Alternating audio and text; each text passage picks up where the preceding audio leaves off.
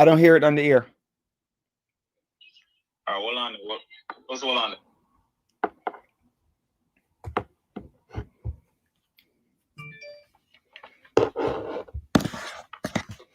Good evening, ladies and gentlemen. Thank you for joining us right here on the Village at uh, 92.1 GD Radio, on Facebook at Roderick F. Daly,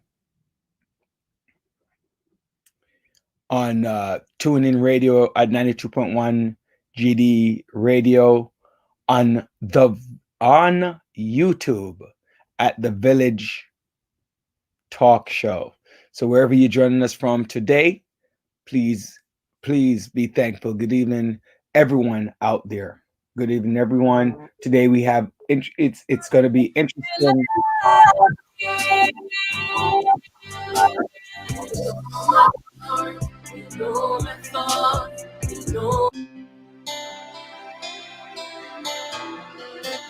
We worship you, Lord. We give you hallelujah. My heart I feel discouraged. My spirit goes, but I know you're still God on the throne. Remove stumbling blocks, who closed uncertain doors, for you are God, the God who knows it all.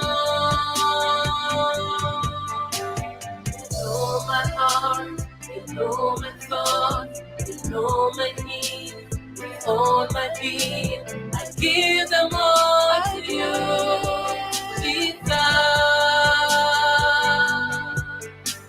You know my heart, you know my thoughts, you know my needs, all my being, I give them all to you.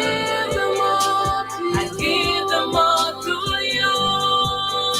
I lay at your feet, humbly seeking your wisdom, for I know you can do it all.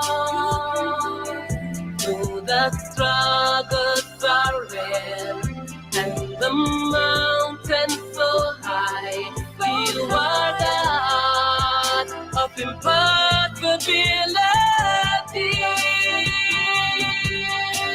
You know my heart, you know my thoughts, you know my needs, all my being, I give them all to you, Jesus.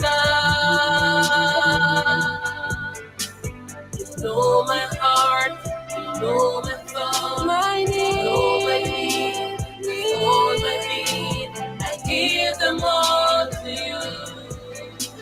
I give them all to you. Give them all. I give them all to you, Lord. As you mend the broken pieces of my life, I give them all to you, Lord. I give them all to you, Lord. As you mend the broken pieces of my life.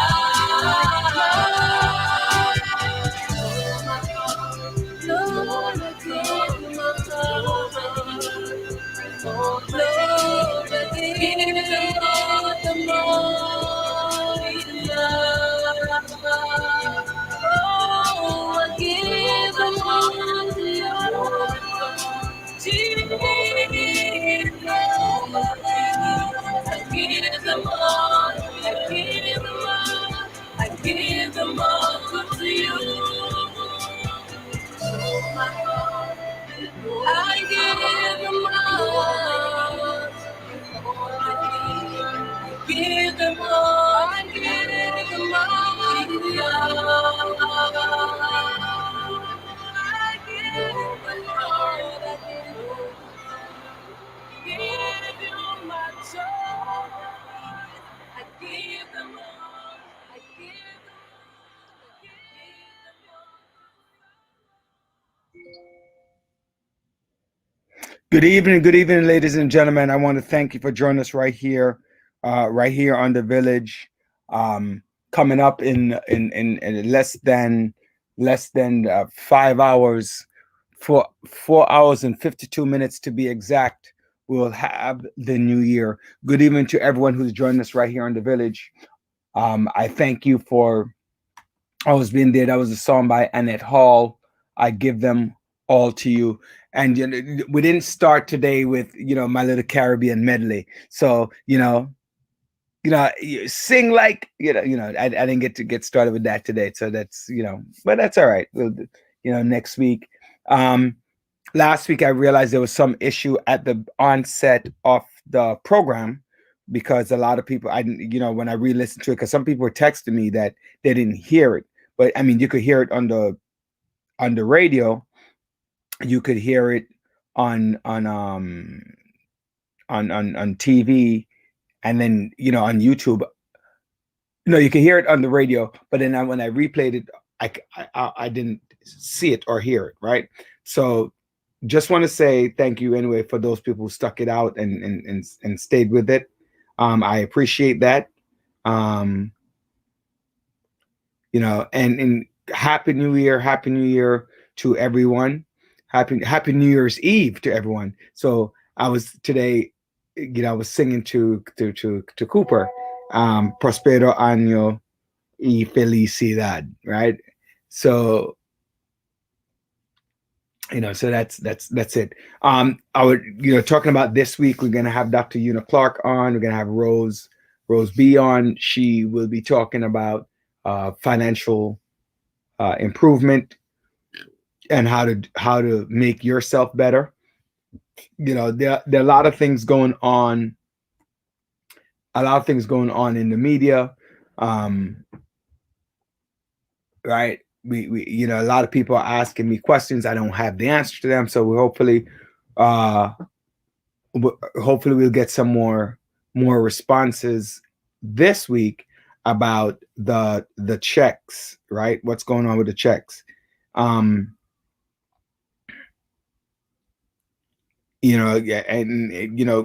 Trump on his way out said that he wanted $2,000 check. It was signed by Congress, but as usual, Republicans don't understand that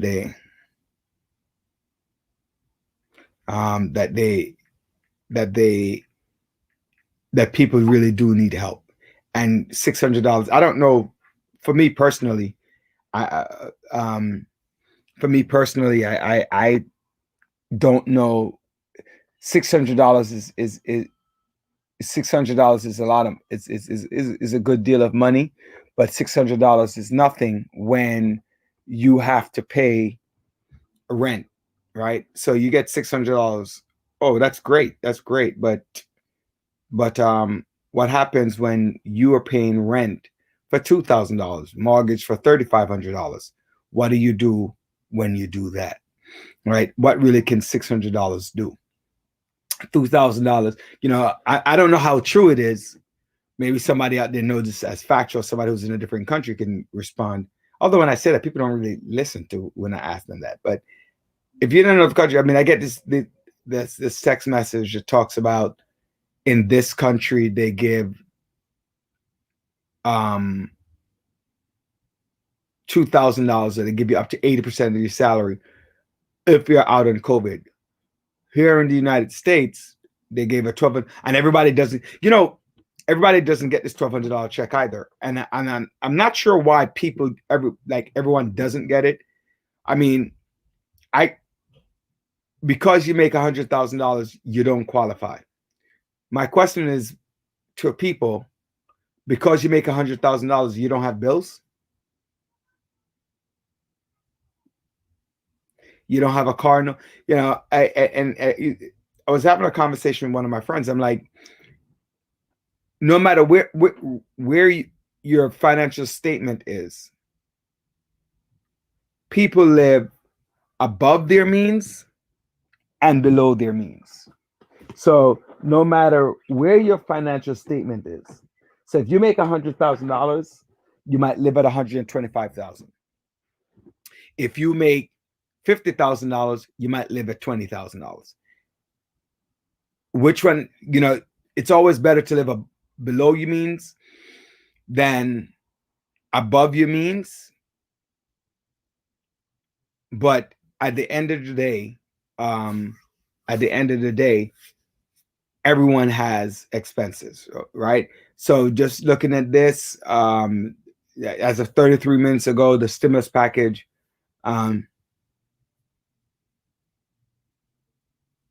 right, as of up to 33 minutes ago, they're still hoping that it will jump to that. But Mitch McConnell in the Senate, who's currently the head of the Senate, refuses to budge.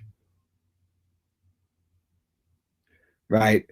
And usually what they do, just for you to understand, is that they tie it into different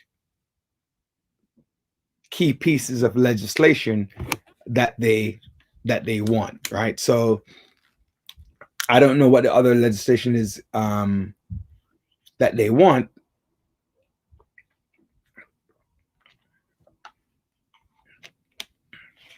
Right.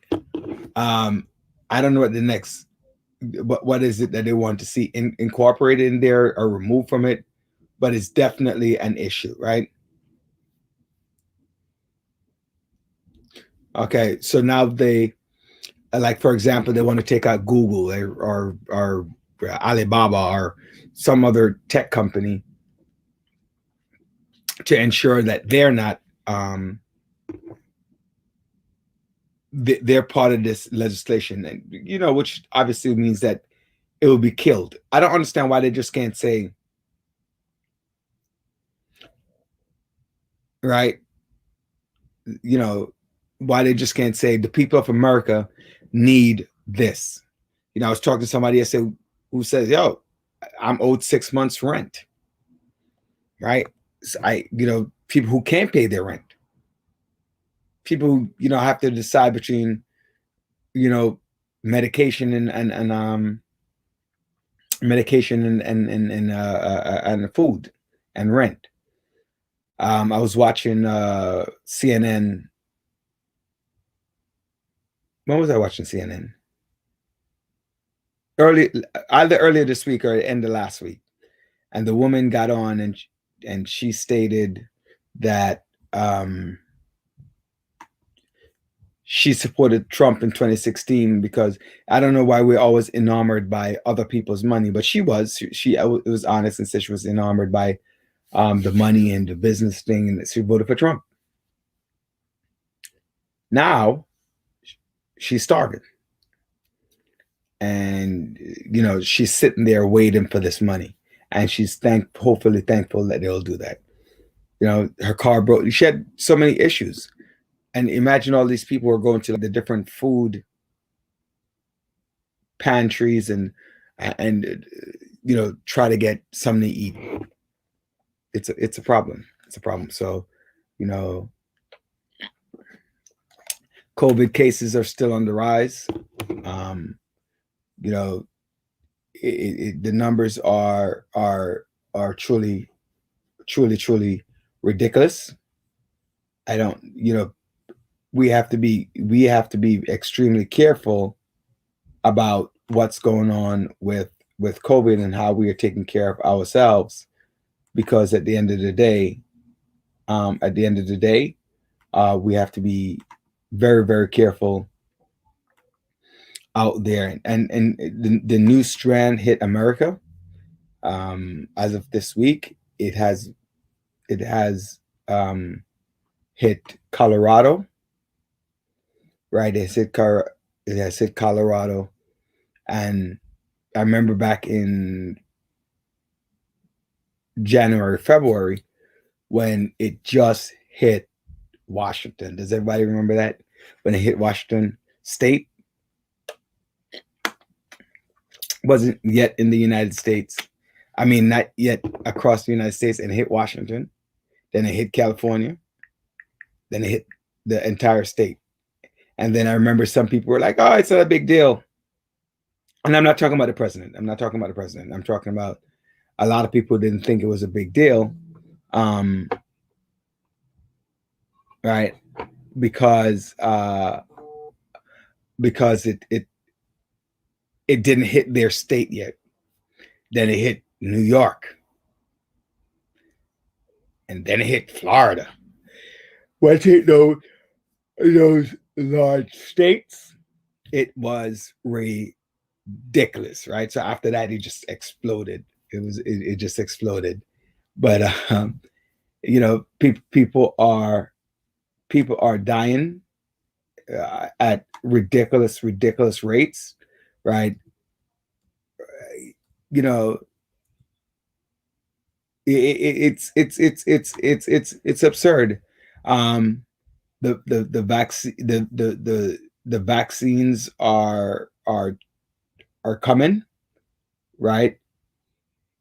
The vaccines are coming, and so we have to work on that. The United States, as of right now, we're at almost 20 million cases verified in the United States, and we're looking at over 344,000 death, and which is bad because, well, one dying is bad, but what is it, like 2 weeks ago, Andre?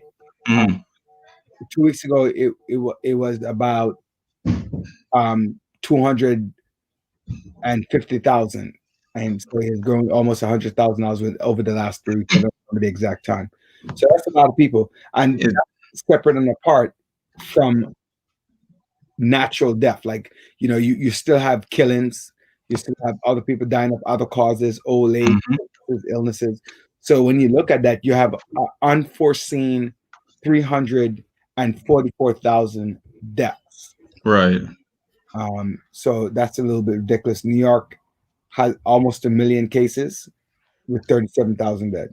New York was in fifth place in with the most cases. Really, I say this as if this is like a race, but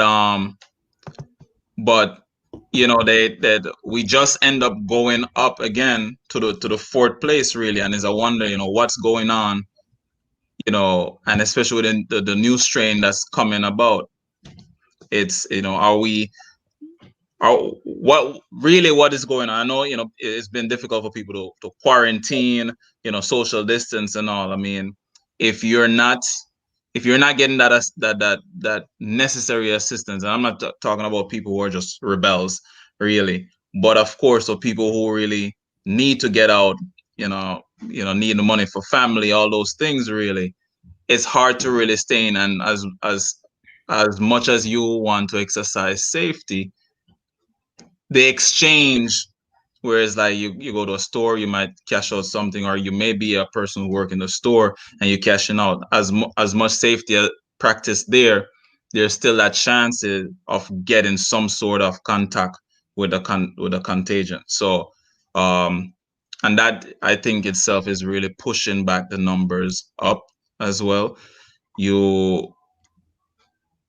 It's, to me, is very unreal, very disbelieving. What all I can say is just continue, try, maintain safety, maintain the distance. Hey, you bring up a good point, because we don't know how you're going to get it, right?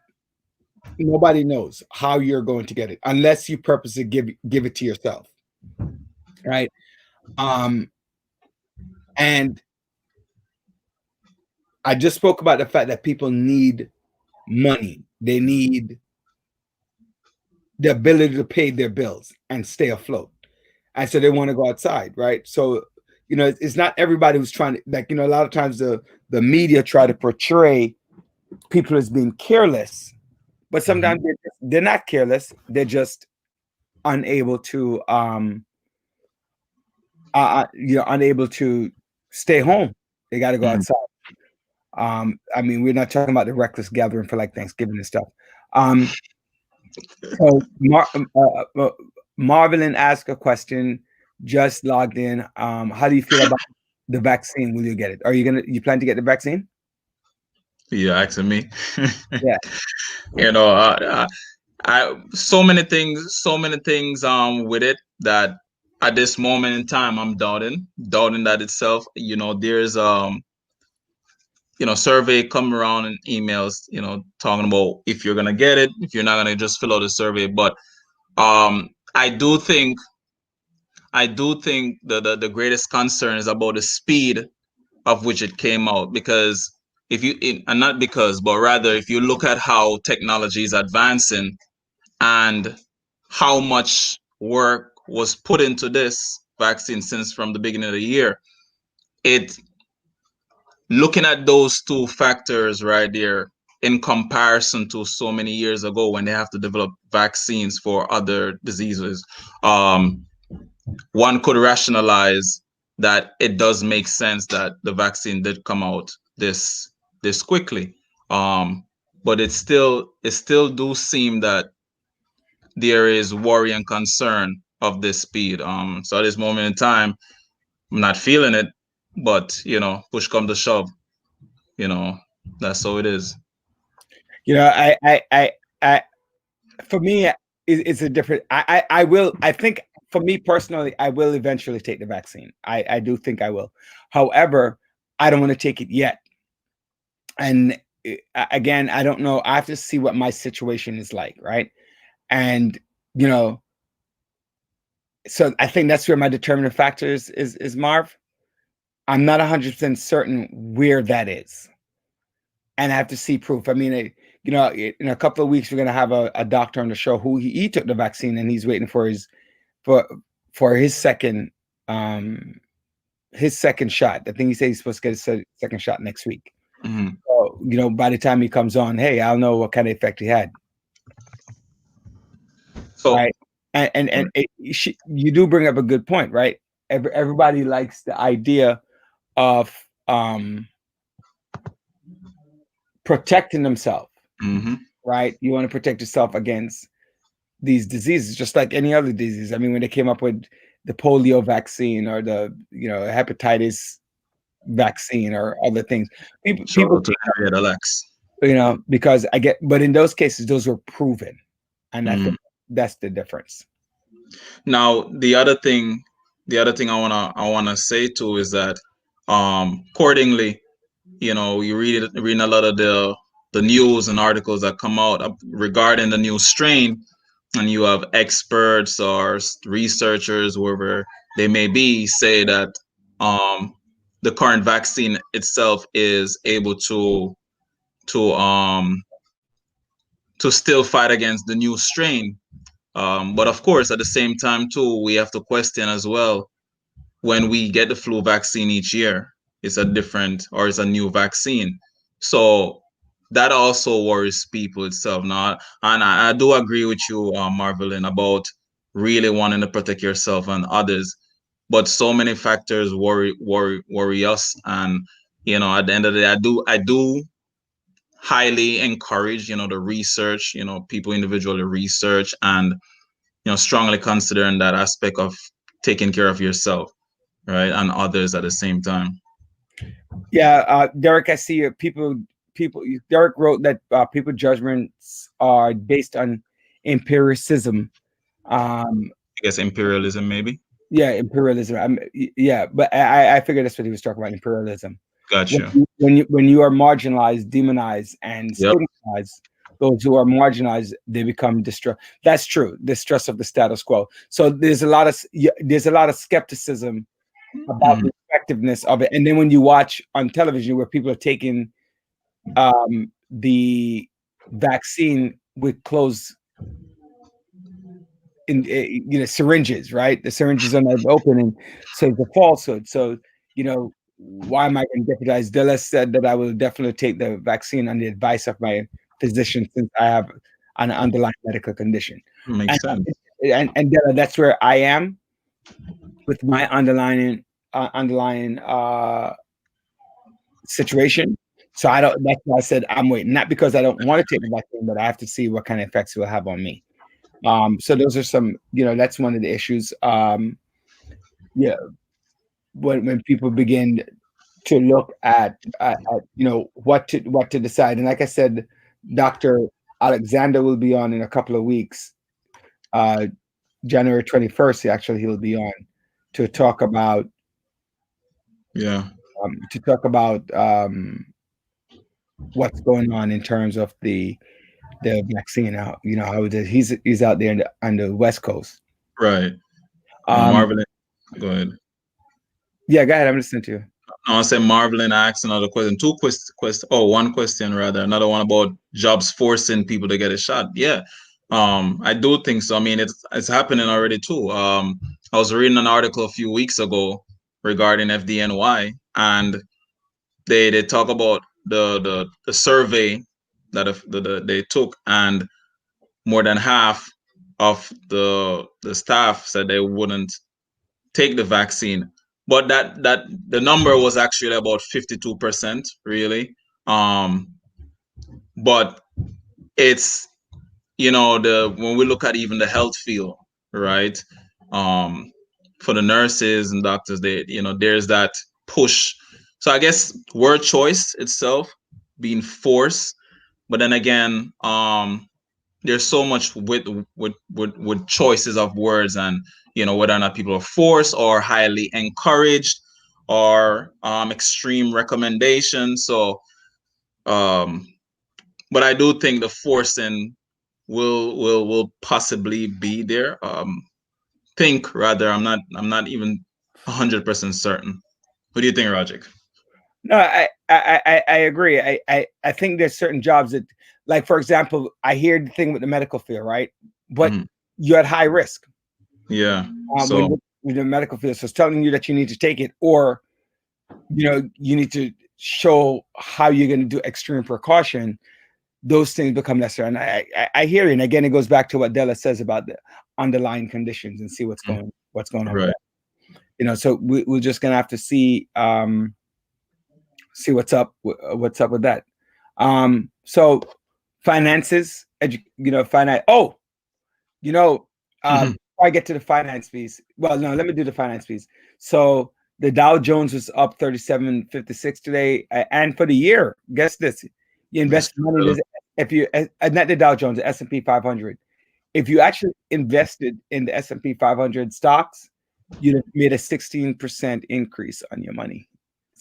Right, 16% increase in the money for the year. The Dow Jones, the only one that's down.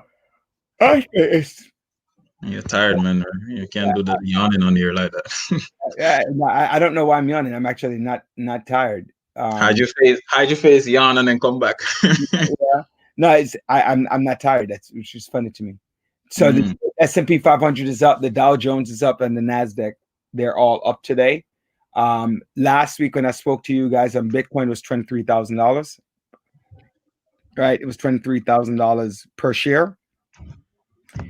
Today it's at 28,000. Right now, as of this moment, it's at $28,873. So between last week and this week, it raised $5,000. Now, most of us out there who are listening to the show don't have $28,000 lying around. Start small, but you start small, right? So I'm going to be investing. Me personally, probably going to invest about $500 on Bitcoin. That's where I'm heading as soon as I finish up my Cash App account for the Bitcoin, right? So and I have some other investments. I mean, we did buy some, so then we had some other things that we look at. But our stocks, our MOC, which is MOCK, MOC stocks, we're doing fairly well still. For most of them, they're on the rise. We did take a hit on a couple. Let me just go through this real fast. I'm just looking for it. So we took a hit in a couple of the stocks, right? We took a hit on this week is not here. So JetBlue is still up. American Airlines is still up, right? Mm-hmm. Delta went down, but it's still up from when we started, if that makes sense. So if you had invested back in June, $36.90, but as of last week, 2 weeks ago, it's $41.11. So you'd have still made money if you invested back in April. You'd have been up $14 a share. Plug is at $30 and change. Starting at somebody had asked me way back and a single coin, and I told them plug. If they had listened, invested $500 and buy what's that, 50 shares, right? 50 times 23 is what? Right? 50 times 23. Yeah, that's, Great deal. Not quick on the math. Yeah. Well, I'm just saying to somebody, if you had invested, because it was $7.57 a share in June. And now it's $30.57. You'd have made 23 dollars. So every 100 shares, you'd have made 2,300. So you would have invested 500. So call it what, $757, and then you would have made 2,300. So you would be at $3,000 in the portfolio. All right. Nvidia is still going strong. It's still going up. You hit it, made a little bit. It's small, but then it went back up. Apple went up. Tesla is doing ridiculous, right? Tesla right now, I didn't do today's numbers, Andre. So I don't know if you will talk about just could do today's numbers. But Tesla, let me see. 705. The last time I checked. Right. So, and if you bought it at the split, you'd have made 421. You'd have started at 421, and it's 705. You'd have made over $380 if you had bought the share at the split. Right. So, mine normally comes right up to tell me where my stocks are. Let me see what's going on. My portfolio. Here we go. So I like people, I did create a little. I told you that I created a little portfolio on there. Why is it not? Oh, I got to sign in. I didn't sign in. All right, let me sign in. All right. So when you do your little portfolio, your little mock, ladies and gentlemen, your mock portfolio, learn to look at it every so often and see how your numbers are doing. So I did create. I'm gonna tell you what's on most of the stocks that are in it are the same ones that we speak about, and I'm going to be adding a few. I'm going to be adding a few stocks to it. Okay, so let's see, Andre, if it comes up. Or let's see my portfolio. Let's see if my watch list. Okay, here we go. My watch list has 13 symbols on it. Let's see. So I'm gonna tell you what's in my watch list. I have Apple, right? So Apple's $132. What is T-Mobile? T-Mobile, the cell phone. Yes, I did look at it because it made the merger with is that AT&T? No. Huh? I want to say AT&T, but I don't remember. I know that they were merging. Sprint, the merger Sprint. Sprint, right. Right. So now it's at $134. Netflix, ladies and gentlemen, that's at $540. Plug is at $34.91. I just told you about that. A cheap stock, which I looked at. This is Tesla, right? So this is another form of Tesla, TASS, TAS, not Tesla, TAS. Right. And so it's a technology company, I believe. Let me just see. Let me just double check. But I actually just put it on my watch list to be honest with you, because somebody told me about it, and that's what people are interested. Like, I don't have a lot of money to invest, and so they will look at this stuff. So it's at 83 cents, right? So if people want to look at it, yeah, it's at 83 cents a share. So that's what the people are thinking about low cost stocks, right? Gotcha. And that you could invest a couple $100 on, take your money out. Tesla is at 705, like you said. United Airlines at 43. American Airlines is at 15. Delta is at Delta. I'm gonna check on the guess, all right? Huh? Yeah. I'm gonna check on the guess, yeah. Delta is at Delta is at 40, and then Boeing, right?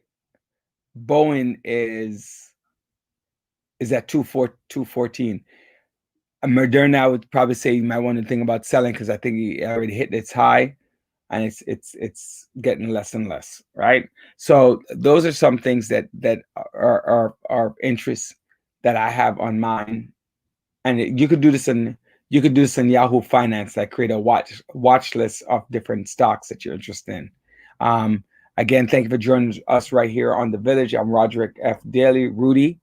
The Village is all about our community empowerment and development, dedicated to empowering the community to live a healthy, safe, and financially capable life.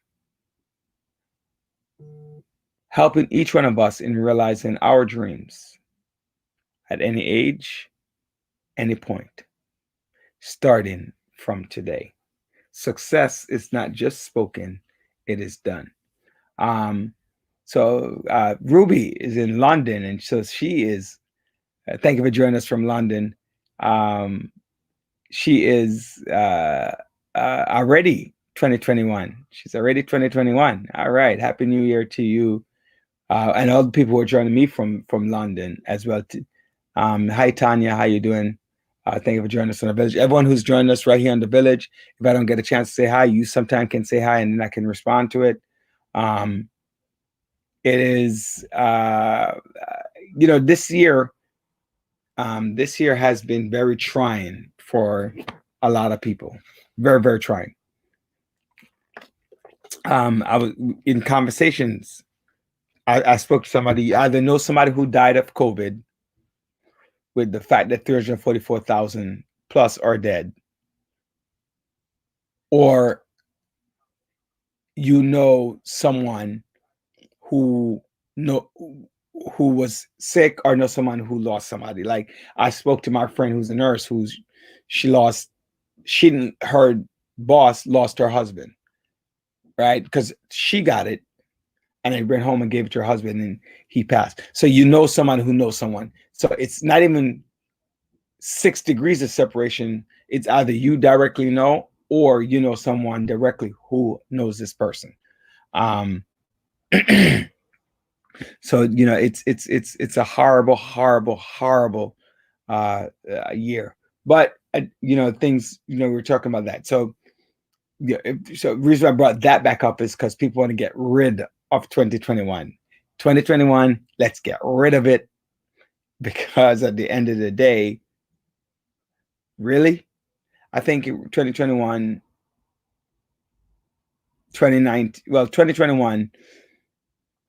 has been one of the most pessimistic, downtrodden years that I've seen or have heard of. I don't know what it is like for you, right? But so a lot of things are happening. We talk about the finances that's going on, and you really think about it. People need to start learn to invest in online shopping companies.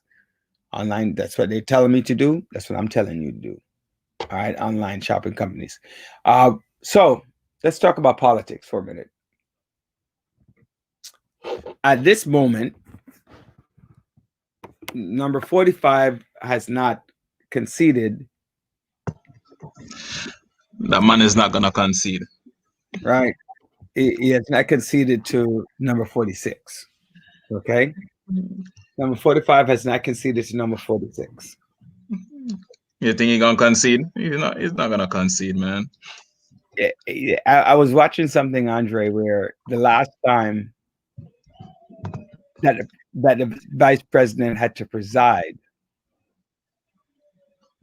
over something was 1961. That's when what is it again? JFK and LBJ Johnson, JFK, JFK and John F. Kennedy and Lyndon B. Johnson became president and vice president. Right. And Nixon was the outgoing vice president, and he had to preside, just like Michael Pence is going to preside. well, not over Congress, over the Senate.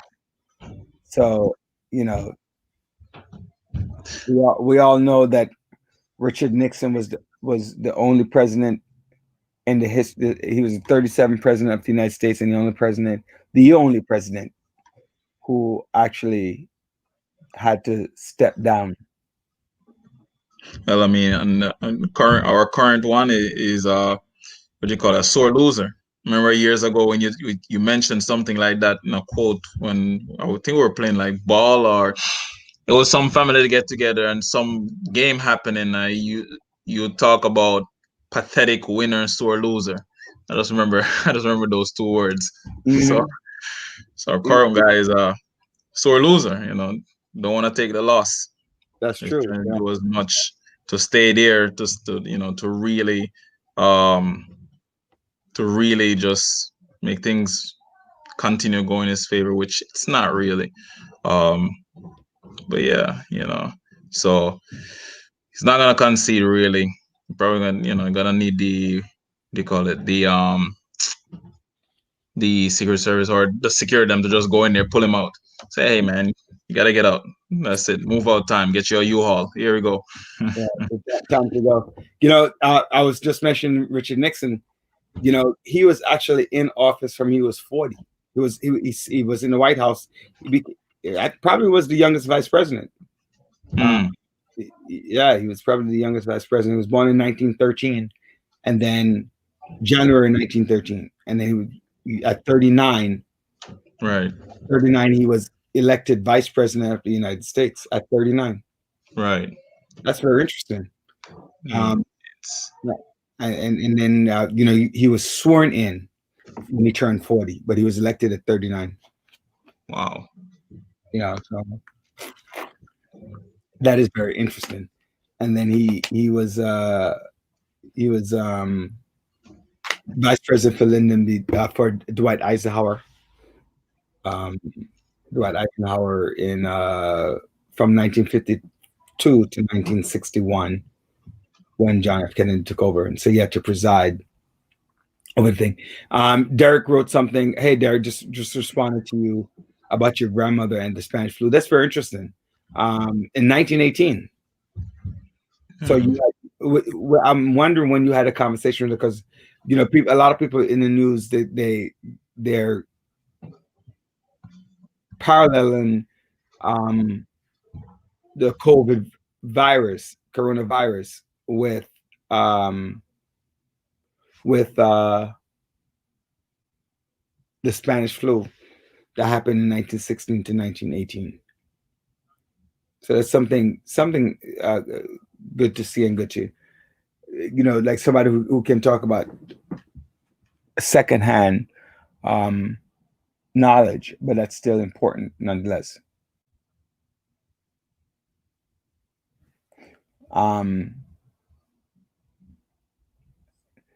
You know, so you know, it's a good thing.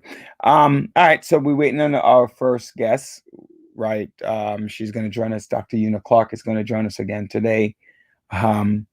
Unfortunately, we do need for her to be able to use the link. Okay. What am I missing? What's happening out there? Let me know. Let me know what I want to know is, the big thing is, you're cooped up. What are some people doing for exercise? Actually, speaking of exercise, the Peloton bike. Let me look that up right now. The Peloton bike is at a ridiculous price right now. All right, it was on the increase. Right, it's exchanged on the NASDAQ. It was on the increase, and it's right at $151.72. Right, it was much. It's been doing well, right? It's doing very well. So people get ready.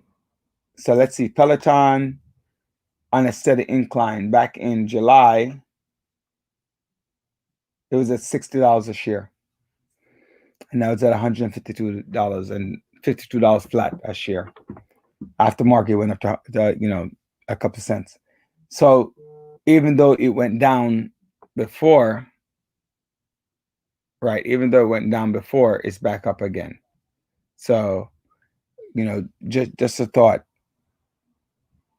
Just a thought for some of you. So, what are you doing for exercise? What are you guys out there doing? Are you guys out there running? I saw some guy about a week ago with no shirt running. I'm like, yo, I can't do that, right? No, Marvelin. No. The stock I was saying is good. I just said, by the way, because I was thinking about the Peloton, that it has, if you invested money in the stock, you'd have been making some money on the Peloton stock. What I'm also asking about is the exercise. What are we doing to keep in shape? What are we guys doing? You know, I started doing a little exercise, then I stopped. And I was thinking about that yesterday. How I stopped, working out. I don't play basketball anymore. I haven't played basketball in over a year. And you know that if anybody knows me, knows how much I love my sports. I'm so disgruntled, I don't even think I watch a basketball game. A full game. I've seen a few games, but maybe not in its entirety. But I know I have not seen it. I was playing pool last week. I went to go play pool last week, and when I went there, I saw the NBA ring ceremony, and I saw most of the game between LA and LA. It didn't look like it was like men amongst boys, and that was after the Nets Warriors game. So that's all. My cousin called me. It was my cousin and my brother. One of them called me, and they were like, the Knicks are 500. The Knicks are what? So the Knicks are 500. I'm not, I don't remember who they beat. And so that was kind of exciting. How do you? Oh, okay. Because you're in Florida.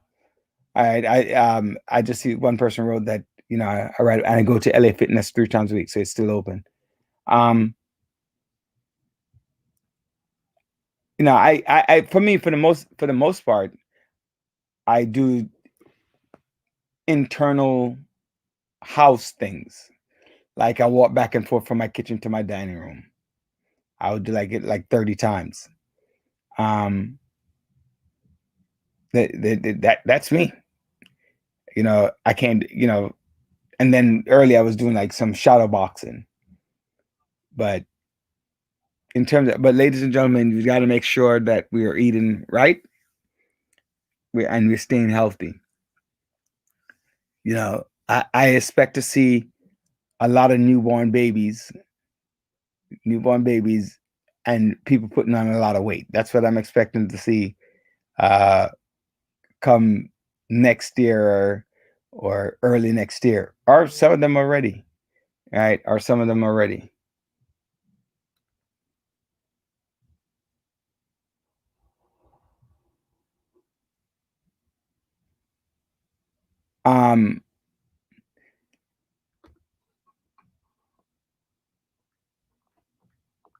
Right. So what happens is every summer you come out and you see every summer you come out you see newborn babies. I'm not saying you're gonna gain weight or have a baby, Marvelin. I'm just saying I expect to see an increase in babies. Right? So what is it? 18 years from now, and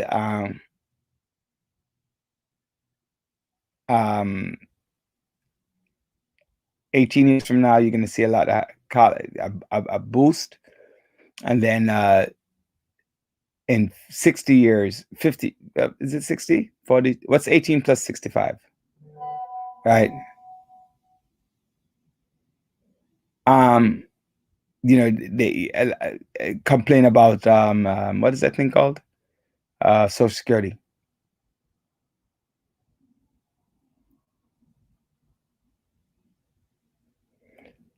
Hey, congratulations. Look at that. Marvelyn says she can now be a school administrator. So you finished the program, Marvelyn? You finished it? Excellent. I'm sorry. You know, I wish I was there. I wish I was there, you know, to assist you.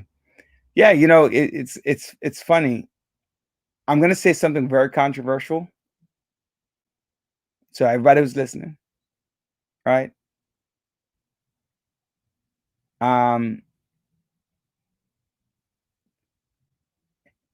Yeah, Marvelyn. I don't expect a lot more marriages. I expect a lot more babies, because unfortunately,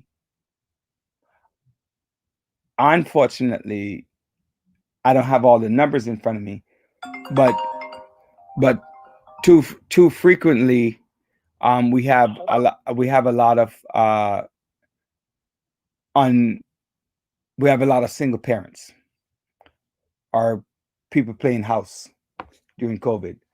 Hey, Dr. Clark, how you doing? I am doing well. How are you?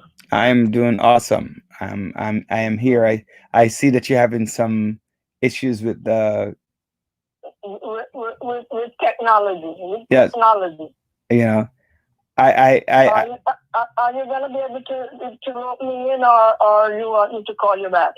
No, Andre would have to link you in, right? What is okay? So I know I'm on the air, but what is the issue with the link for you? When you click on the link, what happened? When I click on the link, it gives me YouTube or Facebook, and either one I need a passcode to get in. All right. Okay. So all right. When they're ready, let them call me back. Hold on 1 second. So Andre.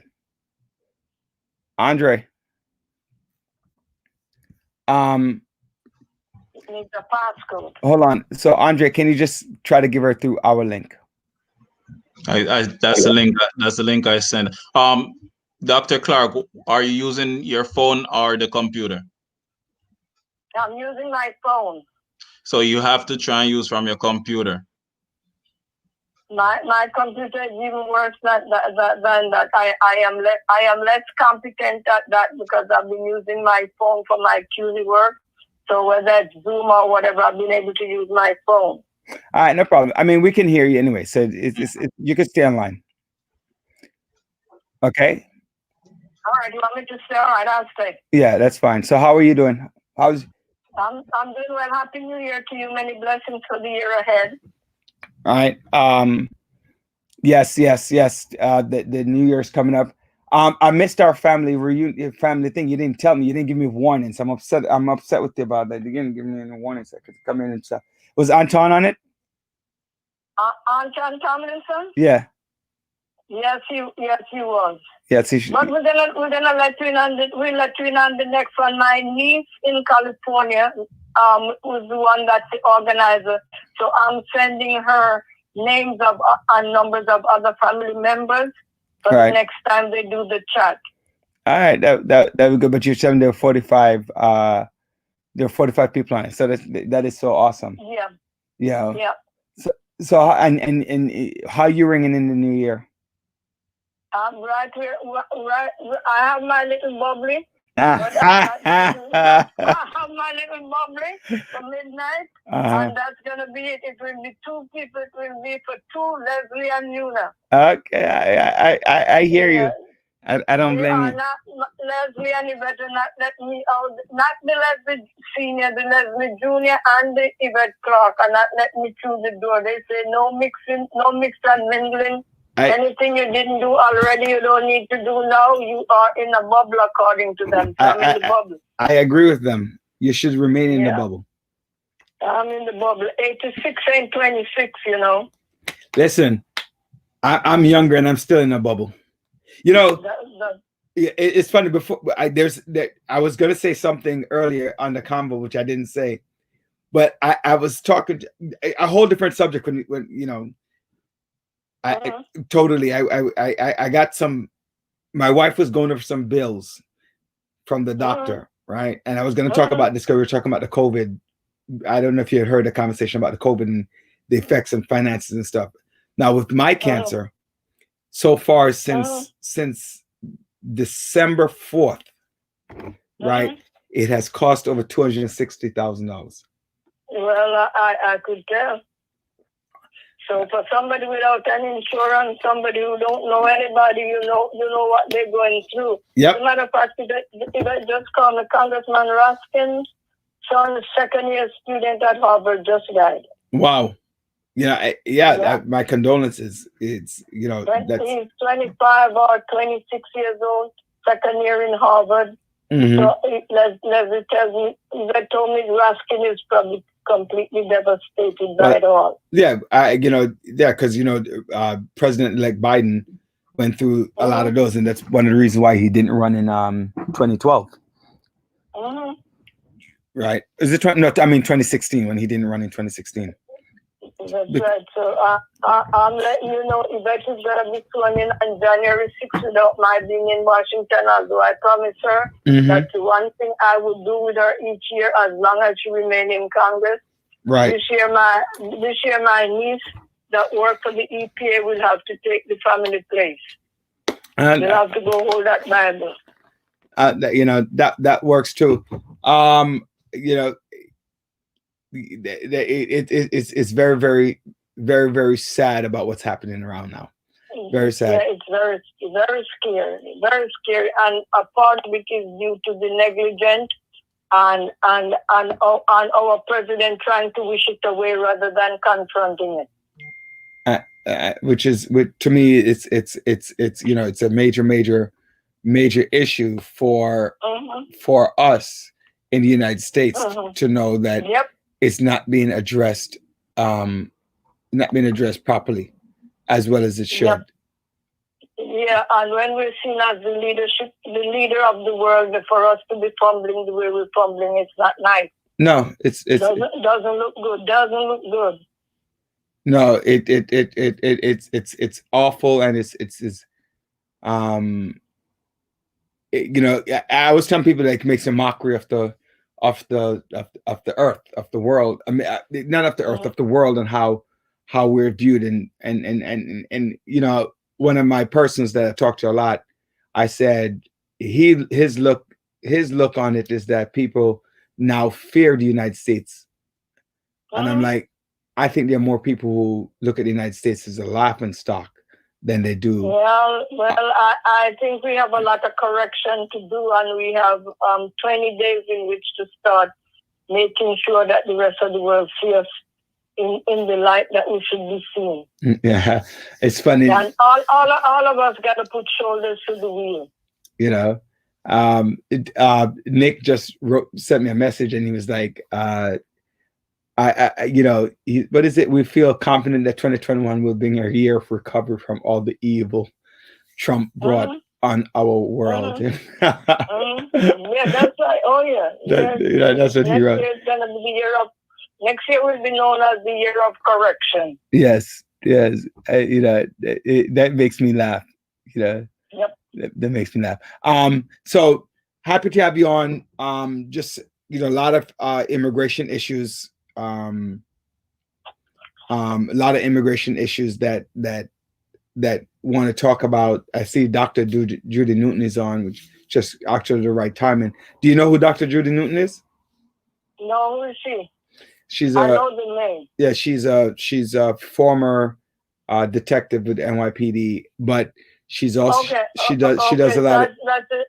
That's the person who's gonna run for city council. Yes, at your end. Yeah, no, she's in the. I'm in the 45th, but she's in the 46th, running in the 46th. But she does a lot of immigration work, and that kind of like let me segue because I don't. Like I told you, we talk forever, but let's go very quickly on to immigration. last time we were talking, and I was saying to people, which is a major problem that people are having, the lack of getting situated in the United States, right? To go about getting situated in the United States. What are some advice or what that you would have to people who are here, who are undocumented or documented, but not citizens, getting to the next level? Okay, we need to deal with it in two parts. The first part is for those who are undocumented. As you know, under executive order, President Trump had decided that no undocumented should have a pathway to legalization. In January, that will be changed because the president-elect has already said that if you're already here and you have not done anything wrong and you're productive in the society, that there should be a pathway to legalization. If you are already here legally, then the next step is to become a citizen, then register and vote. Be a full participant in the society. If you make it your home, then you need to be able to participate in your homeland in every aspect of the life of that nation that you've made home. So for anybody with a green card, to hang on to a green card, it's not going to do you any good because after 7 years now, if you're not a citizen and you travel out, the option is to take back the green card or not to give it to you again, and then have you apply to re-enter. So you're better off being a citizen traveling back and forth. And the fact is that none of the nations from which we come in the Caribbean don't see us as nationals when we travel back and forth. So it is foolhardy.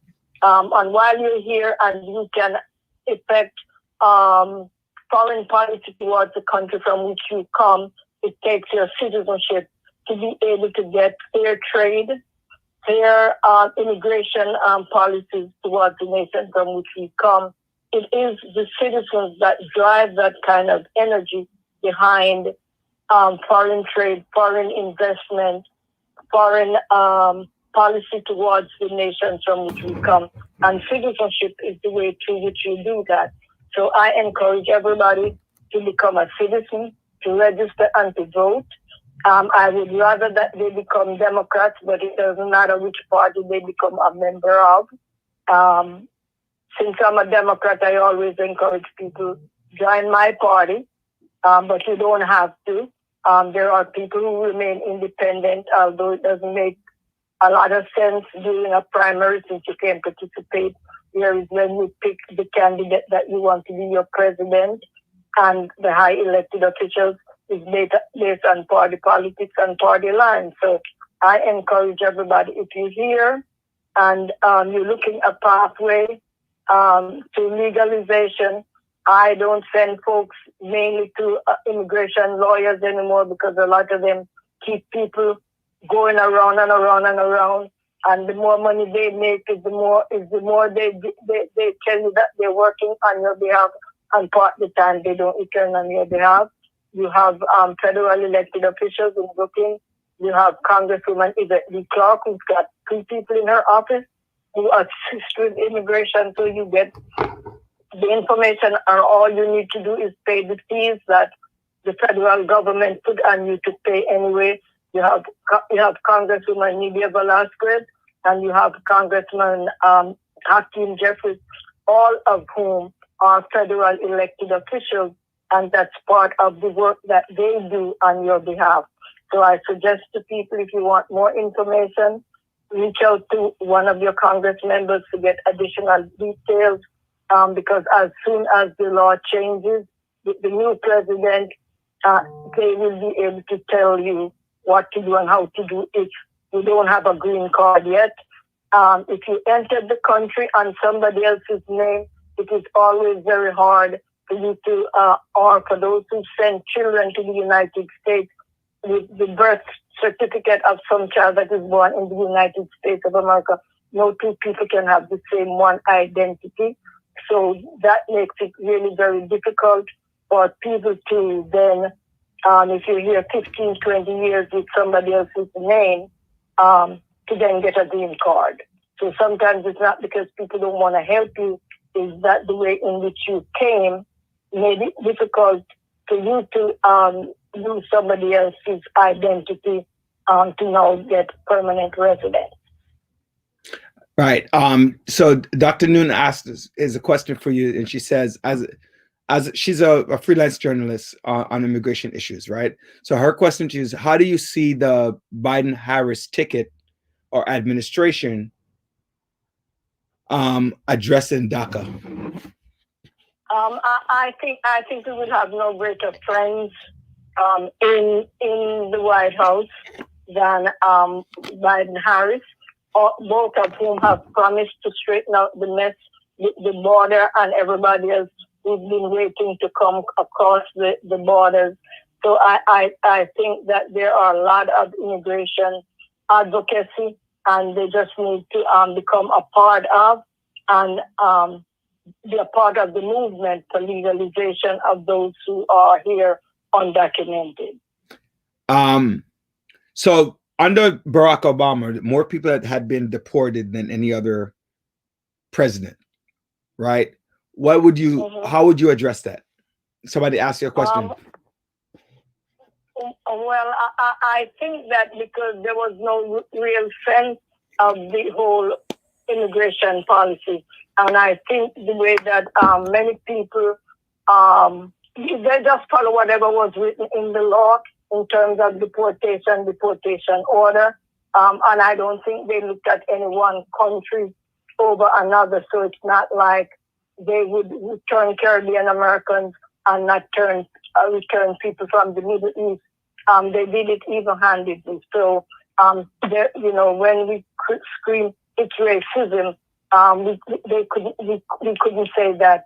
They just followed the policy based on what was in the books, and they followed the books, and part of it was not really law that he passed.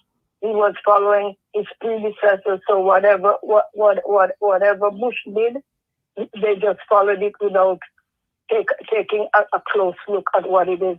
But I think as an issue right now, it came up many, many times during this campaign.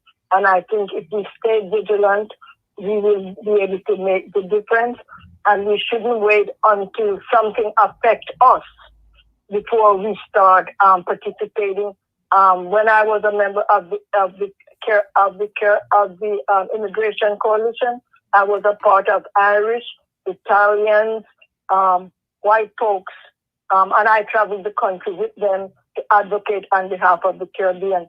So we can't just be myopic about what we do. We have to look at what the broader issue is, as it is international, and then closely how it affects you and the part of the region from which you come. So you advocate on their behalf and let them advocate on your behalf so that you're a part of a coalition. You probably know when I was in the city council, once a year we went to the OAS and we did a briefing, and then we did a lobby of the White House. Whoever was in the White House, if it was Republican during the Bush time, we had Ari Wilson from Hartford, Connecticut, who was Jamaican and Republican, and she would take the issue and we would go to back her up. When it was Democrats, I would carry the issue along with other Democrats throughout the country. And so we lobbied on behalf, but we would get a briefing and know what the entire Caribbean region was doing. So we would do a briefing at the OAS, the Organization of American States, and they would let us know how they're handling the international affairs for the region from which we come. So we then got even the folks from Latin America to be a part of the coalition that pushed for whatever we needed for the Caribbean. So people need to be able to understand what's happening. It's not just about bread and butter, it's about the society of which you're a part and your involvement in that society. Excellent. Let me ask you one more question. This other question, and then I'll come to what my question is. And so how will the Biden administration address the deferred? When you look at children, I mean, one of the things that Barack Obama did, even though people don't understand, but he gave the ability for a lot more people to stay. That's what Trump was trying to override with DACA, right? Deferred action for childhood arrival, right? I would love to see it extend. I would love to see the age extended to at least to 21. I would love to see that. Well, I would like for us to put together. You need to put together a coalition of persons who would want that, and I would reach out to folks from the Dominican community, from Mexican community, so that it's not just Caribbean. So that when you go as a coalition of folks all affected by the same issue. It becomes more potent then, because then you get everybody who have people in that category to all be moving together. A lot of people didn't know that there were all that many Irish Americans who were undocumented until I became a part of the immigration coalition. A lot of the folks who sold the frozen fish or delivered foods at daycare centers were all undocumented Irish folks. Gotcha. I want to switch over a little bit to politics. We have just, a couple more minutes with you. So I want to switch over a little bit to politics. And that is, you have been involved politically for a number of years. And PDPA, it's not PDPA anymore, right? When I was at... Yeah, it's PDPA extended and expanded. I just became President Emeritus, and the Congresswoman is trying to find a suitable person to succeed. I will be a mentor, as are the older members of the club. There are like 20 of us that are taking care of grandchildren and can't make the meetings on time. As we did, Veronica was my second. Mrs. Moore went to Florida and came back, and so as people get older and more mature, they're not spending the amount of time we want in the civic engagement part of it to educate and help the next generation. So we decided to now rebuild in a way that the elected officials who don't have a political club can participate in our club and get their folks to be a part of it, so that in central Brooklyn, we're a strong club, because we're like 45 years old. Don't forget, before we were PDP, we were CAMPO, the Caribbean American Political Organization. We worked on the redistricting that created the 40th and on the 46th Council District. I got one seat and the council member from Belize, Lloyd, from St. Augustine's Church. You mean for the 45th in terms of... Yeah, 45th, yeah. We became the first. Floyd Henry? Floyd Henry, was that his name? Lloyd Henry, so right. I was in, then he came in next, and then we continued to build central Brooklyn as a base where most of our people live. And we seek to put everybody in the community to participate, especially those who are foreign born, but you don't have to be foreign born, because many of us have children who are born here, but we want them to build on a community that we've helped to create, and that people should know that we've come and we've lived here, and that we've made some contribution to the community of which we have been a part. Excellent. And so in like a 1 minute answer, why do you push? Why is this so important? A lot of Caribbean folks, church folks, I don't want to get involved in politics. They love to talk politics, but I don't want to get involved. What is your response to that?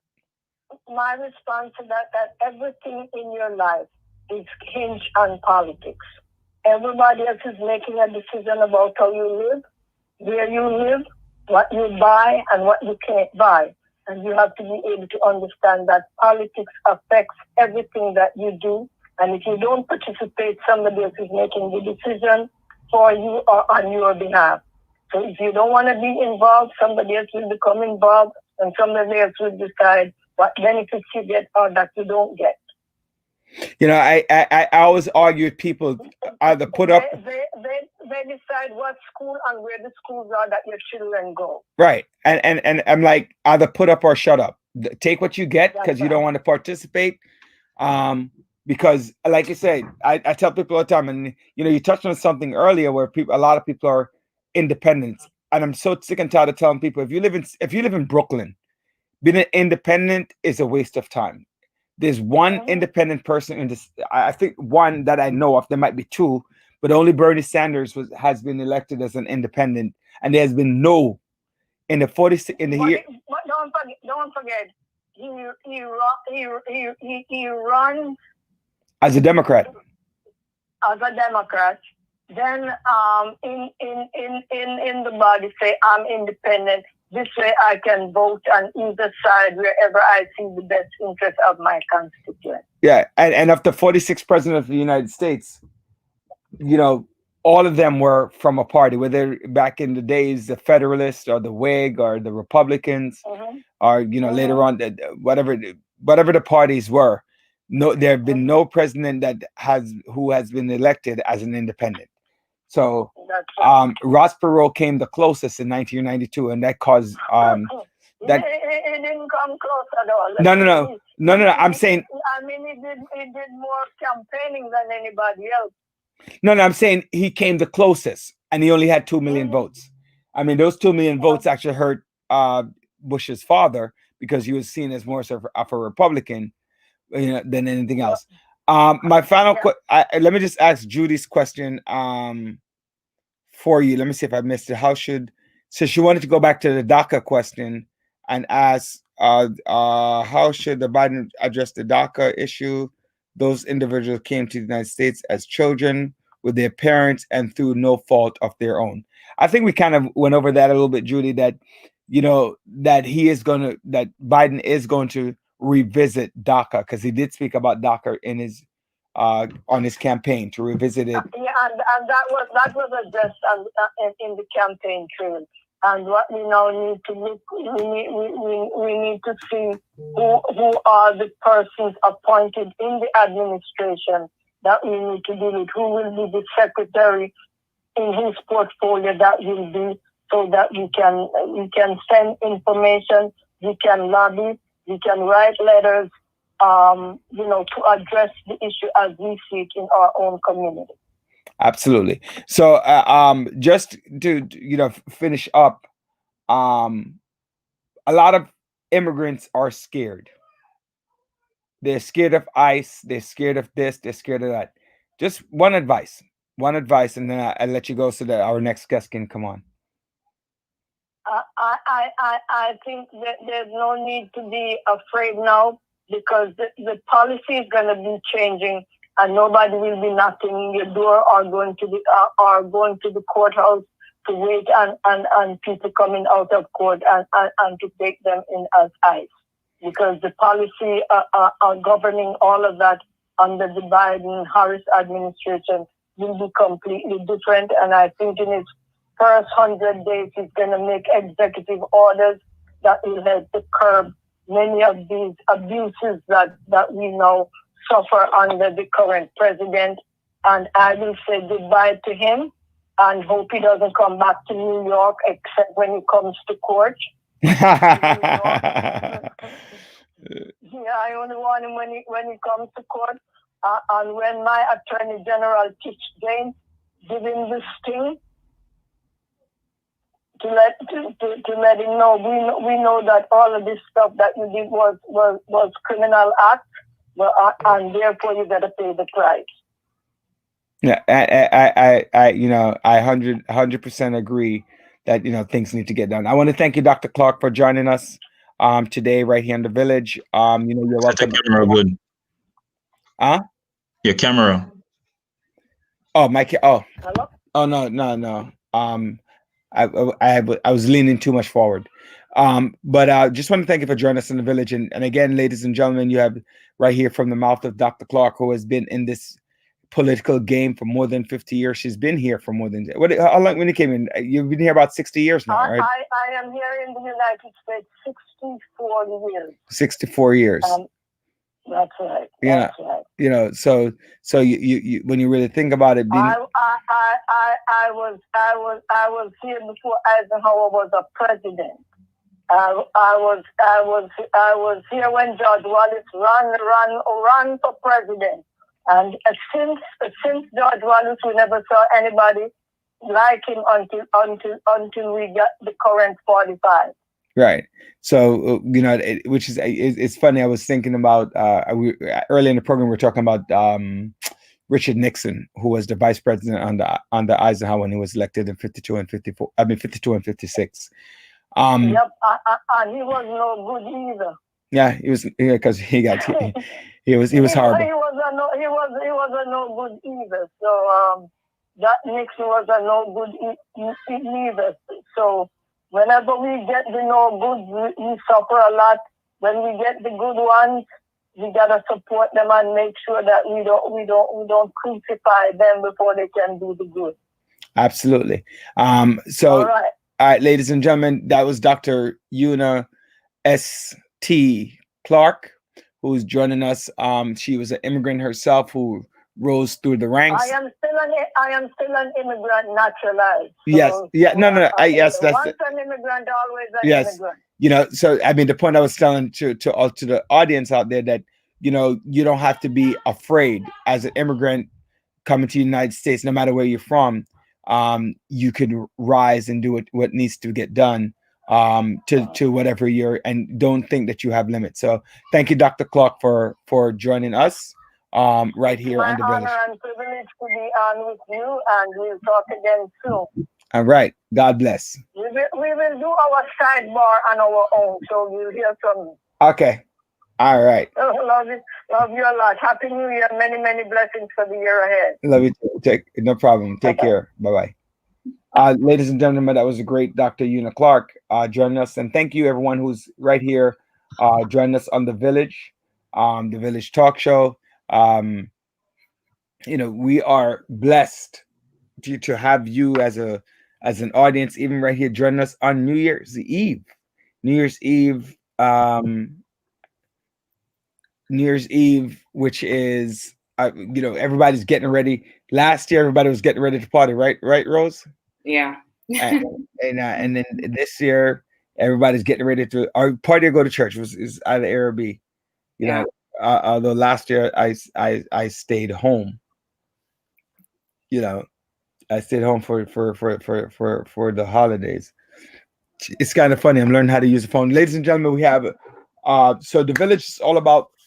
It's dedicated, right, to empowering the community to live a healthy, safe, and financially capable life, helping each one of us in realizing our dreams at any point, at any age, starting from today.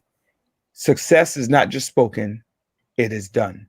What are you doing to be successful? So one of our guests right now is trying to do things to make herself successful and to share that information with you.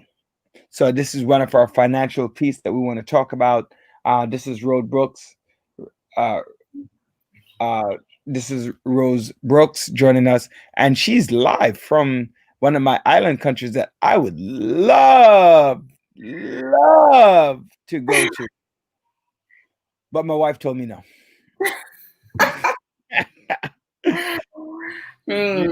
Good advice. She said you can't go to Trinidad at all. So Rose, just tell the audience a little bit about yourself. Well, definitely. I consider myself to be somewhat of a serial entrepreneur, right? Ever since I was young, I would always try to sell something or, just be independent financially. So it was in me, I would say, from early childhood. And so within recent times, I started farming internationally in Jamaica. I currently have an online retail store, as well as I sell vegan soups. So, I have a strong passion for generating income without, having the need for that 9-to-5 income. So that's pretty much. You're making fun of me, and I'm not. You're making fun. All right, I hear you. No, not at all. Not at all. Listen, I honestly believe jobs are a necessary evil. Okay, I don't think they need to be a long-term sentence, or a lifetime sentence.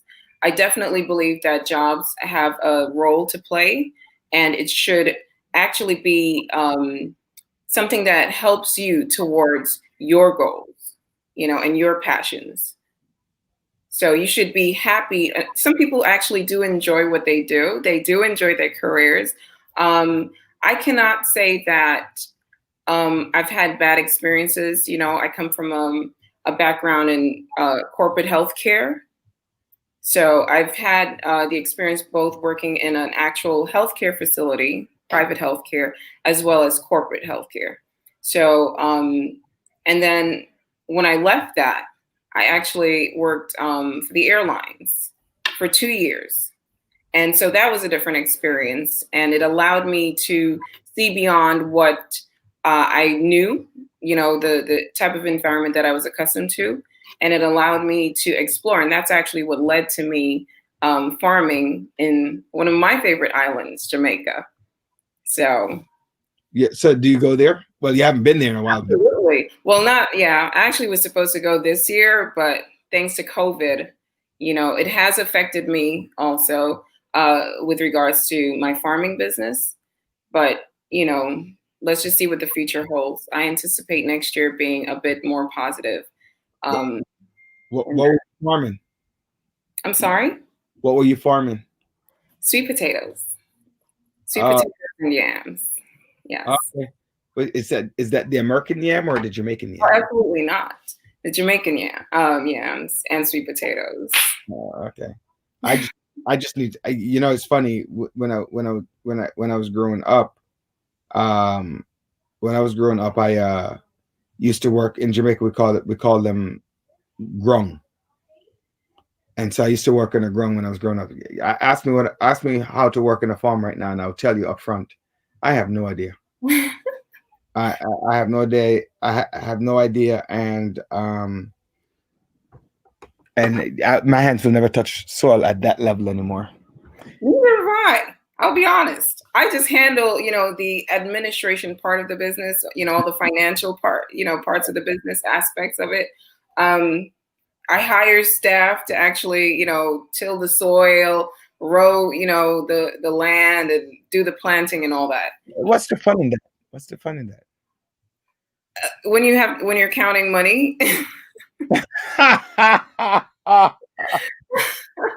What parish is your farm in? In St. Elizabeth. Really? Yes. Yeah. It's actually on the border, on the Manchester side, I should say. You know the name of the town? Hold on. I do have it. I'm sorry. I never remember what the name of it is. Hold on. Just bear with me. But we can speak in the meantime while I find it. Because the reason I ask that is because I'm from St. Elizabeth. In St. Elizabeth. I am from St. Elizabeth. Okay. I love this soil. It's so red and so rich. If I can. Let's see. They call it red dirt. Red dirt. I love it. I absolutely love it. Right. It's in so like it's called like either Gutters or Goshen or Goshen. No, it's oh my God. I can't remember. It's in Manchester. At some point I will find it. All right. I'll let you know. Well, I just mentioned some places that are really like Nain, Treasure Beach. Those places are really close to where it is.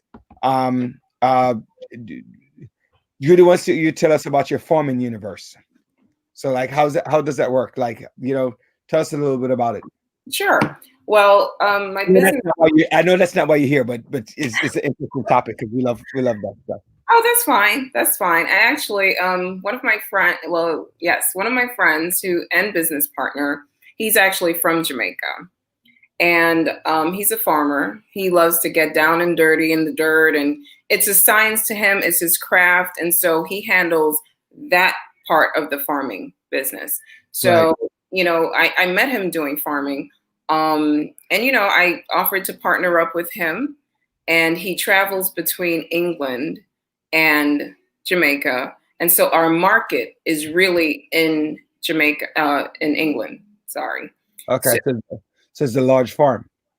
Yeah, it's 6 acres, you know. We started back in 2015. So actually we don't currently have anything in the ground, and I'm currently diversifying with livestock as well. So I do have some goats currently as well down there. So it's fun. It's fun, believe me. Do you have a pet goat? Oh yeah, Billy the man. Billy, that's your pet goat?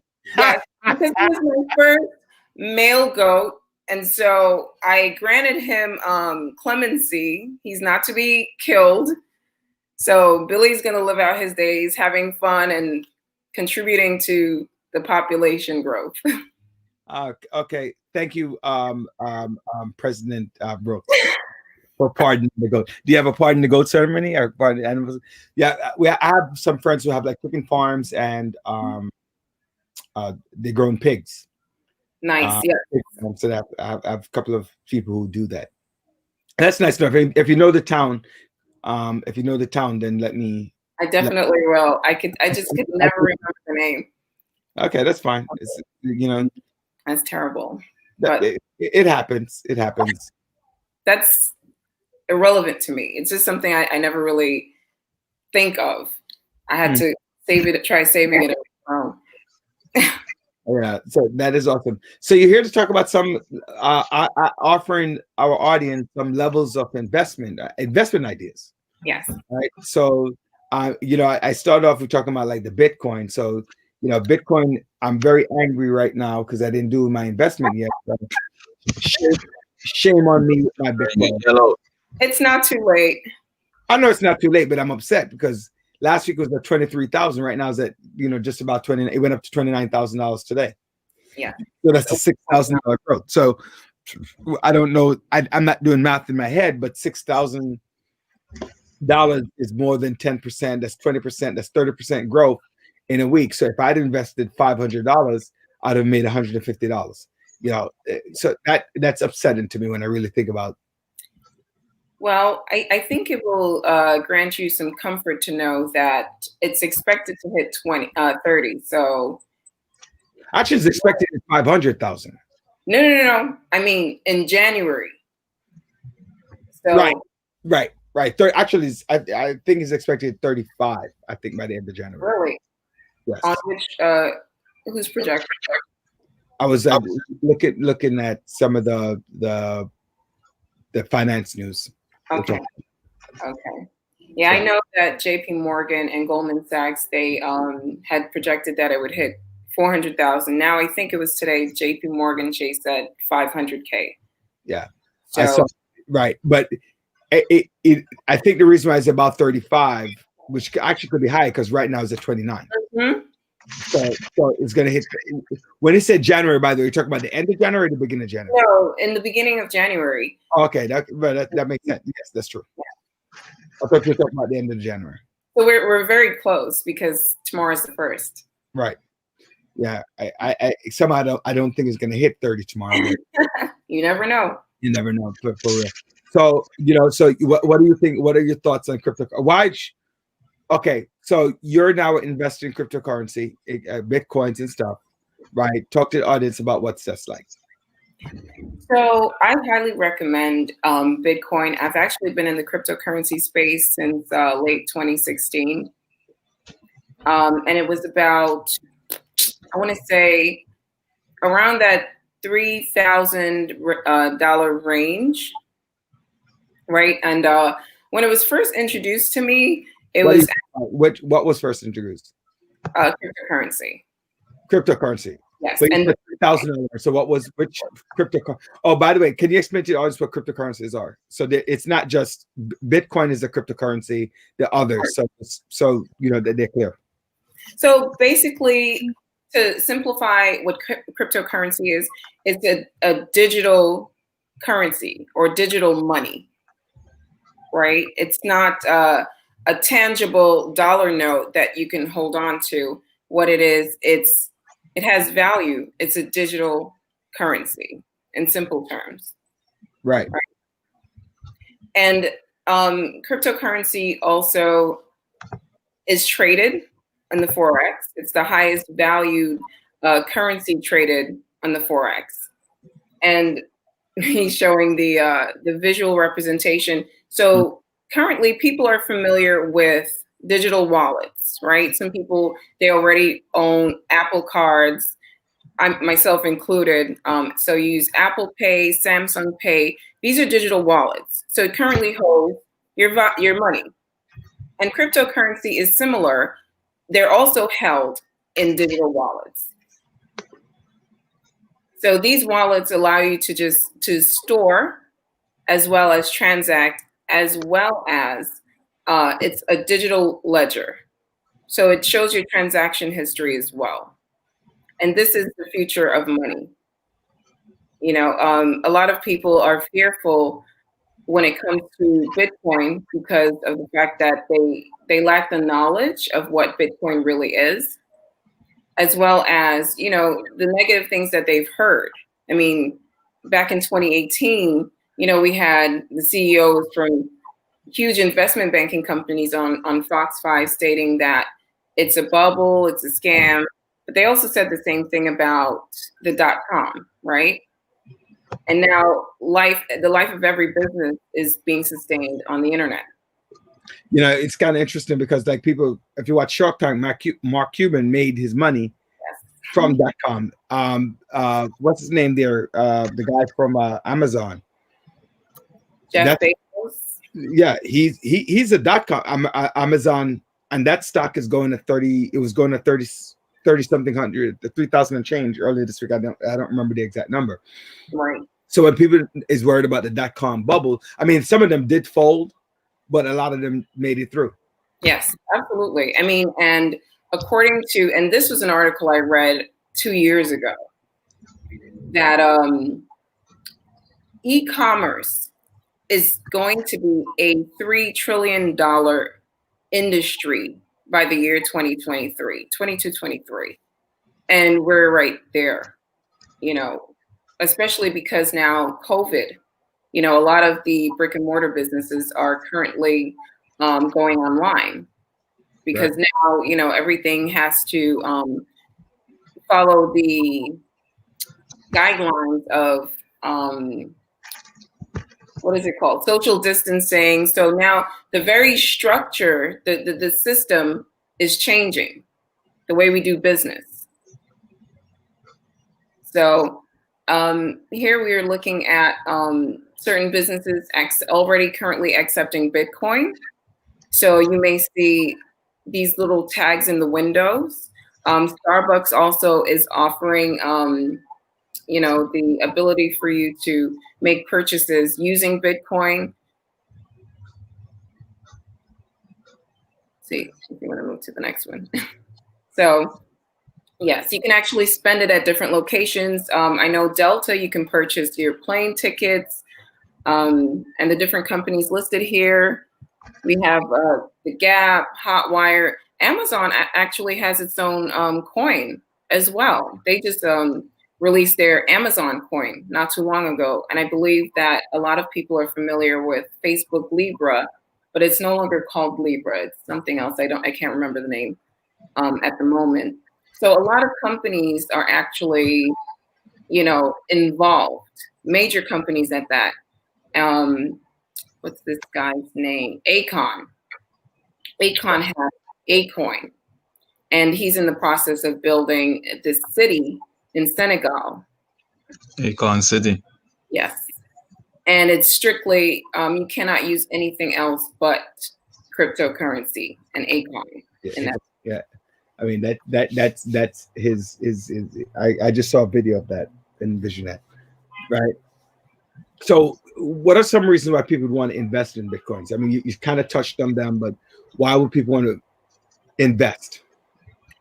Well, you know, the reason why we invest in things is either to, you know, create an income or just make a profit. So, and these are things that we should seriously look into because, especially because of the current economic system globally, this is, you know, this pandemic has really shifted money. You know, the US dollar is currently being inflated. within a 6-month period, we have all seen groceries, the price of groceries going up, right? Right. And so this is The price of everything is going up. You can't even afford anything anymore. This is true. So it just shows that the dollar value has depreciated. I mean, since the gold standard back in 71, the value of a $20 bill back then compared to now is equivalent to $300, the value of $300. And that was just the other day, you know?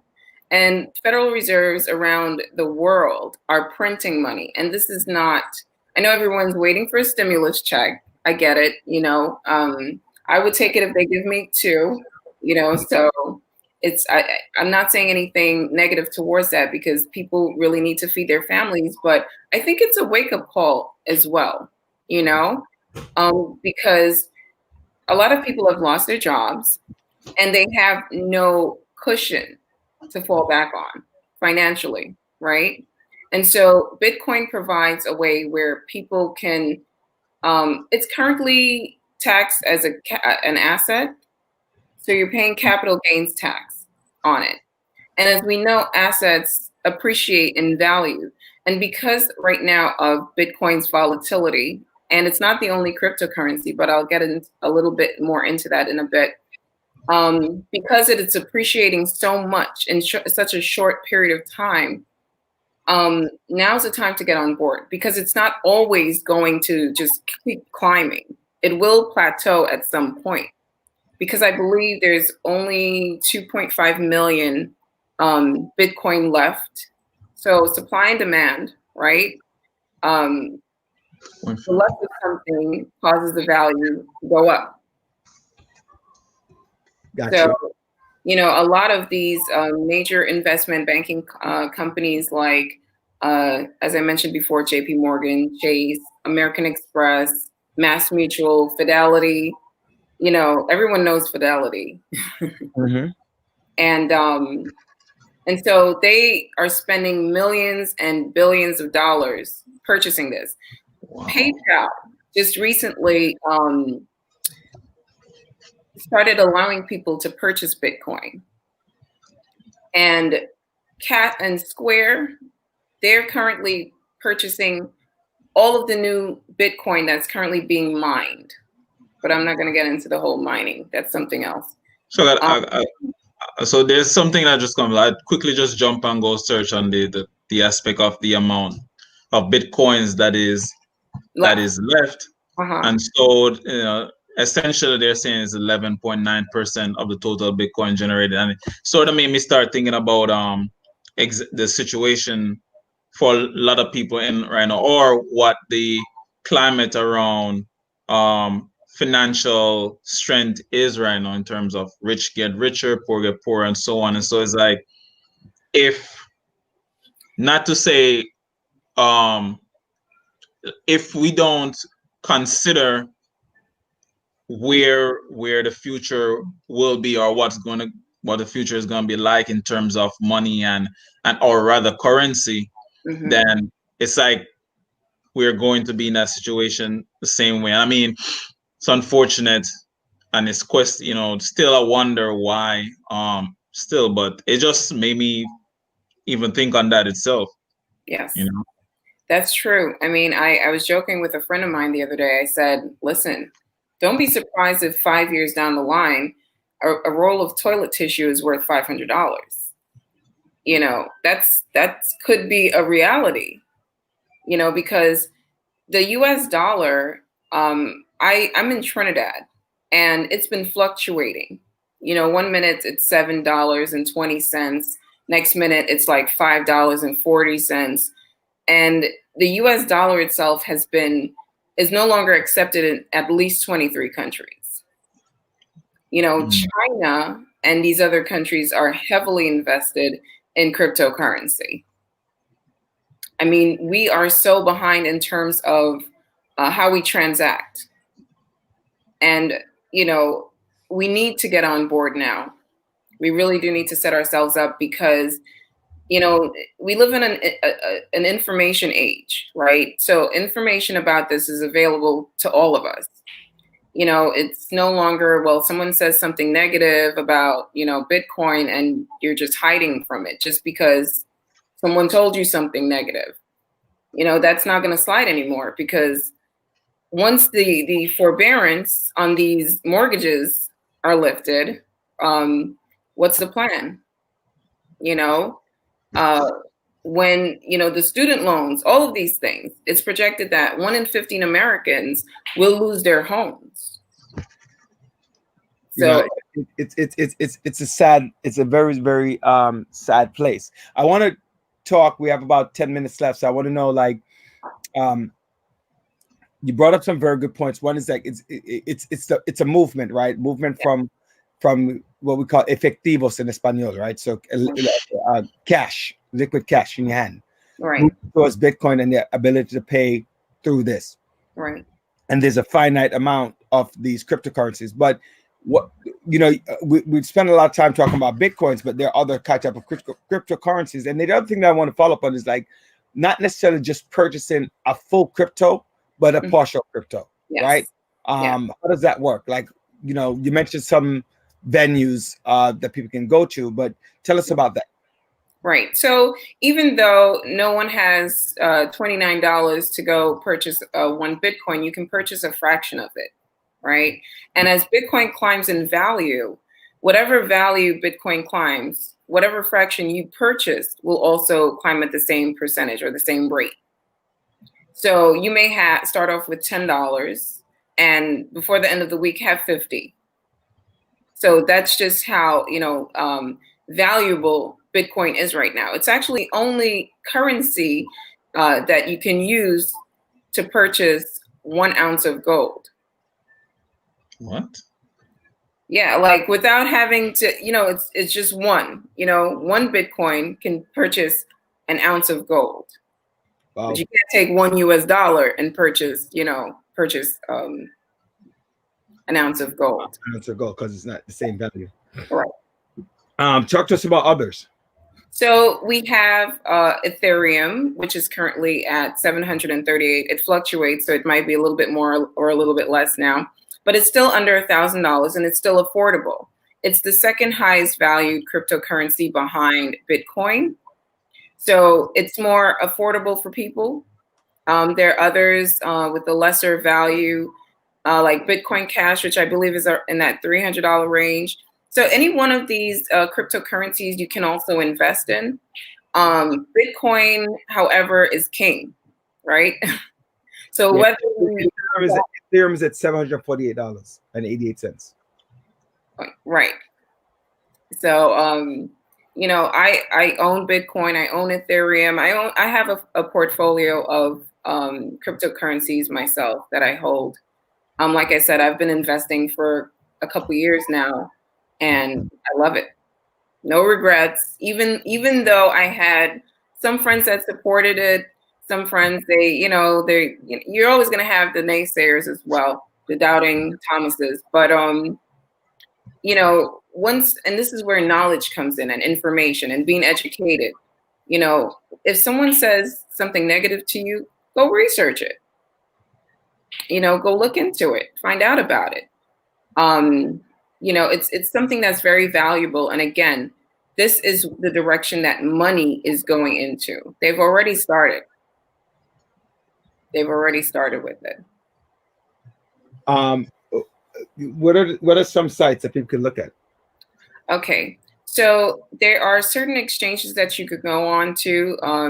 Binance US.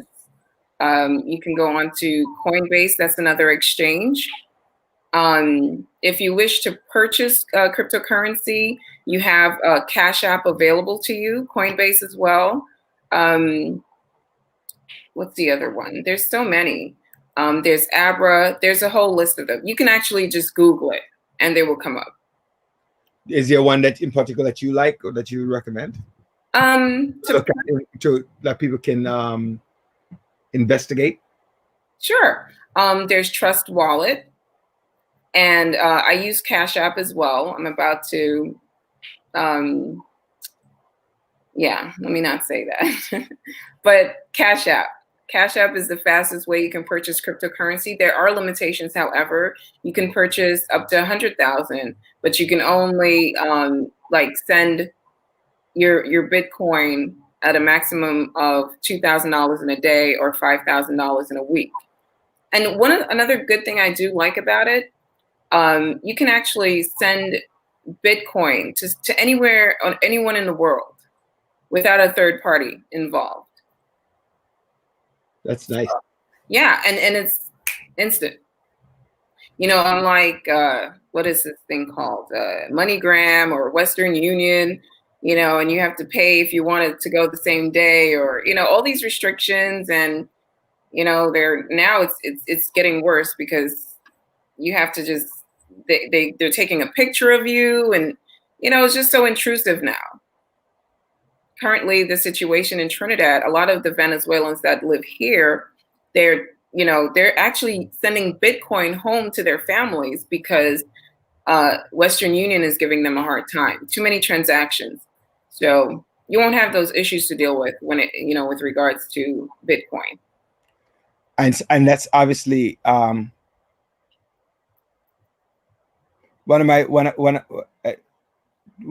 my somebody who's listening said that today 10 days ago she purchased $150 of Bitcoin. Today my portfolio is 128, and she suggests a Coinbase and blockchain. Okay. Yes. Coinbase and blockchain in the United States. Yes. Right. Okay. So I got that. I'm just looking at some other comment. I had another recommendation. I think a lot of people will like. It's called BitPay. So BitPay actually comes with a master debit card. Because I know a lot of people sometimes they're concerned about how they're going to actually have access to this money. Can they spend it? So yes, you can. So I recommend BitPay for that. Coinbase allows you to connect your actual debit card to your Coinbase account, so you can transfer or exchange the Bitcoin into cash and transfer it into your bank account where you'd have access to it. That is, yeah. I think that's actually excellent that people will do that. But I want you to dig deep. Okay. And tell people who are nervous. No, I'm serious. People are very. What you're a woman who takes chances and take opportunities, right? So you're willing to step out on a branch. Tell the audience, why is it a good reason to be able to step out on a branch? What is it? So you look at, go ahead. People are afraid no matter how much you tell them. Right. I mean, based on my own experience, right? I was very apprehensive in the beginning when I was first told about it. And I had pretty much the same thoughts as some of you in the audience would have, right? But I took a chance because I decided to educate myself, to learn about Bitcoin, and I started off probably with like $40 worth. Mm-hmm. When I started to see, I call it the magic of Bitcoin, right? When it just started to climb and then, and then I started investing in different vehicles. I would read the company's white paper or their roadmaps. And so I just started, putting a little bit of money here, a little bit of money there. And I did good. At that point, there was nothing anyone could have said to me about it, because again, I saw the growth. My money actually quadrupled in value. And so I just knew that there was something special. First of all, what gives Bitcoin its value? It's the technology. We live in an age of technology, okay? The fact that the blockchain technology, which is what Bitcoin is transacted on, right? It's peer-to-peer, it's fast, it's decentralized. So it's actually verified on a blockchain or a digital ledger. And it's virtually impossible to hack or counterfeit, unlike, a paper dollar, right? You always have to upgrade these dollar bills, put in either like a threat or some encryption or some sort of feature all the time because people are out there counterfeiting money. You can't do that with Bitcoin. You know, it's Lolly Gang wrote, I purchased 500. You know, so what I'm saying for people who are listening who are scared or nervous, I don't know who Lolly Gang is, but somebody just tune in, man. It looks like one of Rose's people, right? But I mean that to me is a good testimony. I purchased $500 of Bitcoins, and now I'm up to 1230, right? So you gain over 100 almost 150% of your money, and like Cynthia just wrote, it 10 days ago, and she has gained a little bit under. I'm doing math, but about 15% of her money right away. A little bit under 15% of her money. Right. And no bank. See, one of the things that I you know, and we have about we only have a minute. That's not a minute. Oh my gosh. I have another question too. But right, you go with your question because I've been talking a lot. Go ahead. And remember the disclaimer, you know, it's about yes, guys. Absolutely. I am not a financial advisor. Okay. I admonish you guys to do your research, right? It's out there. It's out there. So you know, I did when I send out my thing to let people know that you're an investor. So you're not telling people, you know, you're just about your success. Your question, Andre. But it was regarding when I did a Cash App and I put some, you know, with some Bitcoin stuff, but I saw something as Sats. What is Sats? SATS. Satoshis. Okay. So it's like smaller fractions of Bitcoin. Okay. Yes. Okay then. All right. So Rajik. Yes, Rose. You know, I already told you that you'll be back. To you know, we're gonna ask a lot of questions. Because people really need to understand that investment is important and you need to take a chance. Just ladies and gentlemen, I want to thank you for watching us and listening to us right here on The Village on 92.1 FM, on the Radio Jamaica, the Bronx, Florida, wherever you are listening to us. And we thank you for that, for joining us today on New Year's Eve. Happy New Year to everyone. Just remember, right, and happy old year, as they say in another country. Right. Dedicated to empowering the community to live a healthy, safe, and financially capable life. Yes. Each one of us can realize our dreams at any age, any point, starting from today. Success is not just spoken, it is done. Everyone, please enjoy your old year. It will be over in about 3 hours. And enjoy your new year when it comes in 3 hours. God bless each and every one of you. Happy New Year. God bless. Happy New Year, guys. Bye.